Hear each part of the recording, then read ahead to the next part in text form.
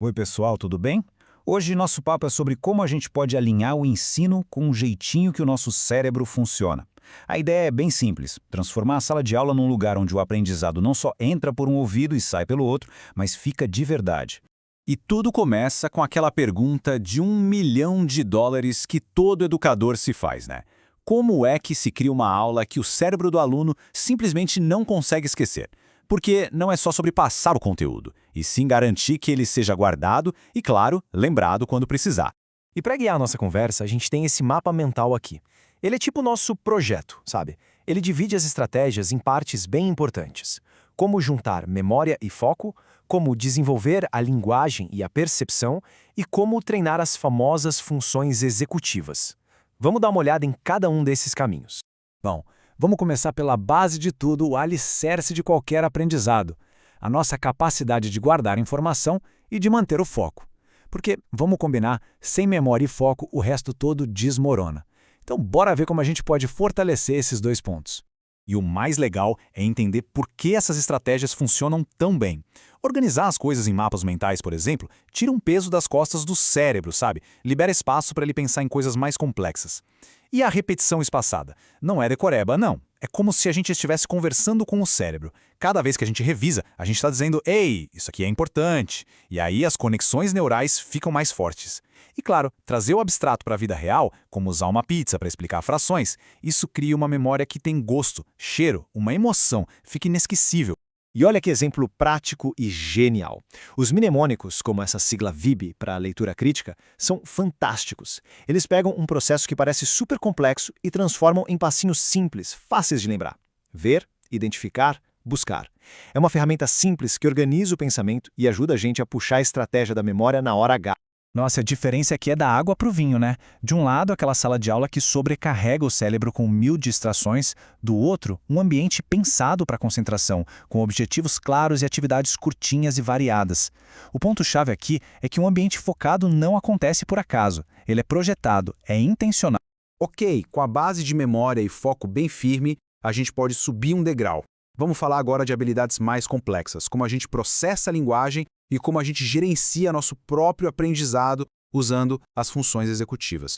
Desenvolver a linguagem é muito mais do que só decorar palavras. Tem tudo a ver com percepção. Pensa só, leituras em que o professor mostra como ler nas entrelinhas, discussões em grupo que nos forçam a organizar as ideias para falar e usar vários sentidos ao mesmo tempo, tipo tocar em texturas diferentes enquanto se aprende sobre elas. Tudo isso deixa a nossa compreensão muito mais rica. Agora, vamos falar de um termo que parece complicado, mas é super importante: as funções executivas. Pensa nelas como se fosse o gerente do nosso cérebro. É o conjunto de habilidades que nos permite planejar, focar, lembrar de instruções e fazer várias coisas ao mesmo tempo sem surtar. Elas são essenciais tanto para aprender quanto para a vida. E essa tabela aqui deixa tudo bem mastigadinho. Planejamento é fazer uma listinha de tarefas para um projeto de ciências. Inibição, que é segurar os impulsos, é treinado em brincadeiras como morto-vivo. Flexibilidade é quando a gente reescreve um texto de um ponto de vista diferente. E a memória de trabalho é o que nos deixa fazer cálculos de cabeça. O mais importante é que sacar que isso não é algo abstrato, sabe? São competências que a gente pode e deve treinar na sala de aula. Beleza, ter um plano é ótimo, mas como a gente sabe se ele está funcionando de verdade? A próxima etapa é a ferramenta-chave que faz tudo isso girar: a avaliação constante e a adaptação do que a gente faz em sala. A avaliação formativa não é aquela prova no final do bimestre, viu? São ferramentas para a gente ir coletando pistas durante o caminho. Usar checklists durante uma apresentação, rúbricas que olham para processos específicos, observações enquanto a galera trabalha em grupo, tudo isso nos dá dados em tempo real para a gente entender onde cada aluno está e do que ele precisa. E é aí que entra a parte crucial. O feedback tem que ser rápido e o ensino adaptado para cada um. Não adianta nada coletar um monte de dados e guardar na gaveta, certo? O objetivo final é ajudar cada um a caminhar com as próprias pernas, ajustando o nosso apoio conforme o progresso deles. E agora, o grande momento: a hora de juntar todas as peças desse quebra-cabeça.